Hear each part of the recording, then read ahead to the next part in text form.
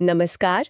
आज हम भारतीय कुश्ती के एक ऐसे दिग्गज पर बात करने जा रहे हैं जिनका नाम सुनते ही जहन में बुलंदियां और फिर कुछ गहरे सवाल भी आते हैं। सुशील कुमार। हाँ बिल्कुल। उनका सफर काफी असाधारण रहा है। हमारे पास उनकी एक जीवनी है, सुशील कुमार भारतीय कुश्ती का सिंह। तो आज हम इसी के जरिए उनके उस शानदार सफर को, उनकी उपलब्धियों को और फिर जो हाल में विवाद हुए उनको समझने की कोशिश करेंगे। सही। शुरुआत तो वहीं से करनी होगी जहां इतिहास बना, पहले भारतीय एथलीट जिन्होंने ओलंपिक में 2 व्यक्तिगत पदक जीते। हाँ, ये अपने आप में एक बहुत बड़ी उपलब्धि थी। ये जानकारी सागर सोलंकी की जीवनी से है, जो काफी प्रेरक अंदाज में लिखी गई है।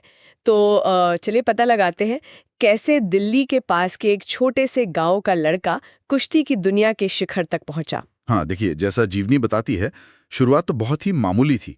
बापरोला गांव, दिल्ली के पास। 26 मई 1983 का जन्म। पिताजी एडीटीसी में बस ड्राइवर थे, माँ गृहिणी।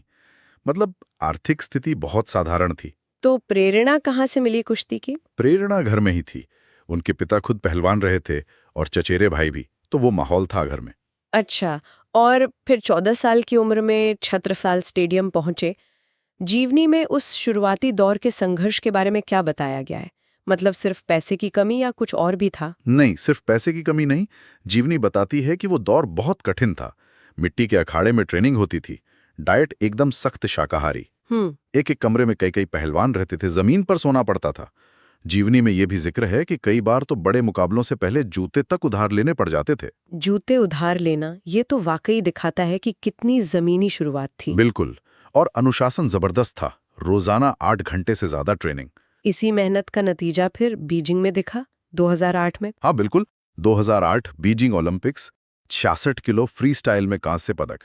और ये याद रखना जरूरी है कि केडी जाधव जी के 1952 के मेडल के बाद ये कुश्ती में भारत का दूसरा ओलंपिक पदक था। इसने तो जैसे भारतीय कुश्ती में एक नई जान डाल दी होगी। हाँ बिल्कुल। जीवनी कहती है कि ये सिर्फ एक मेडल नहीं था, ये एक नए युग की शुरुआत थी भारतीय कुश्ती के लिए। और फिर कांसे से रजत तक का सफर, लंदन 2012, ये कैसे हुआ? जीवनी इस पर क्या कहती है? क्या सिर्फ मेहनत थी या कुछ रणनीति बदली? देखिए, जीवनी बताती है कि बीजिंग के बाद आत्मविश्वास बहुत बढ़ गया था, अनुभव भी काम आया, और नतीजा लंदन 2012 में दिखा, रजत पदक। और इसी के साथ वो इतिहास बन गए, 2 व्यक्तिगत ओलंपिक पदक जीतने वाले पहले भारतीय। हाँ, और समापन समारोह में भारत का झंडा लेकर चलना, वो भी उनके करियर का एक बहुत बड़ा पल था। लेकिन कहानी सिर्फ ओलंपिक तक ही नहीं है ना, और भी जीते हैं। अरे बिल्कुल। 2010 में मॉस्को में वर्ल्ड रेसलिंग चैंपियनशिप में गोल्ड मेडल जीता। ये बहुत बड़ी बात थी किसी भारतीय के लिए। हाँ, वर्ल्ड चैंपियन बनना तो कमाल है। फिर 2010 दिल्ली कॉमनवेल्थ गेम्स में गोल्ड, 2014 ग्लासगो कॉमनवेल्थ गेम्स में gold, Asian championship, Commonwealth championship, कई पदक है उनके नाम। इतने सम्मान भी मिले उन्हें, राजीव गांधी खेल रत्न, पद्मश्री, अर्जुन अवार्ड। हाँ, देश के सर्वोच्च खेल सम्मान और नागरिक सम्मानों से नवाजा गया उन्हें। पदकों के अलावा जीवनी उनके प्रभाव के बारे में क्या कहती है? मतलब किस तरह से उन्होंने दूसरों को प्रेरित किया? जीवनी के मुताबिक उनका असर पदकों से कहीं ज्यादा गहरा था। उन्होंने पहलवानों की एक पूरी पीढ़ी को प्रेरित किया। आज के जो सितारे हैं, रवि दहिया, बजरंग पुनिया, ये सब उन्हें देखकर ही आगे बढ़े। अच्छा। किताब बताती है कि उनका अनुशासन, उनकी ट्रेनिंग का तरीका, उनकी वो विनम्रता, शाकाहारी जीवन शैली, ये सब युवाओं के लिए प्रेरणा बने। कुश्ती को उन्होंने घर घर तक पहुंचाया। वो एक तरह से पोस्टर बॉय बन गए थे भारतीय कुश्ती के। हाँ बिल्कुल, एक प्रतीक बन गए थे। अप्रत्याशित मोड़ ले लिया। हाँ। 2021 में छत्रसाल स्टेडियम में वो जो झगड़ा हुआ जिसमें एक युवा पहलवान की दुखद मौत हो गई, उस मामले में सुशील कुमार मुख्य आरोपी बनाए गए।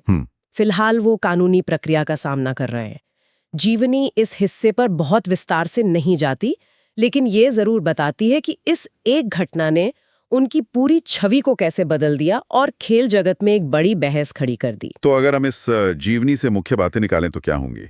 एक साधारण शुरुआत, ओलंपिक का शिखर, भारतीय कुश्ती पर एक गहरी छाप, और फिर एक ऐसा विवाद जिसने पूरी विरासत पर ही सवाल खड़े कर दिए। बिल्कुल सही। जैसा जीवनी के लेखक सागर सोलंकी भी कहते हैं, ये कहानी एक फौलादी इरादे की तो है ही, लेकिन जो हालिया विवाद है उन्हें नजरअंदाज नहीं किया जा सकता। फिर भी भारतीय कुश्ती में उनका जो योगदान है वो बहुत बड़ा है।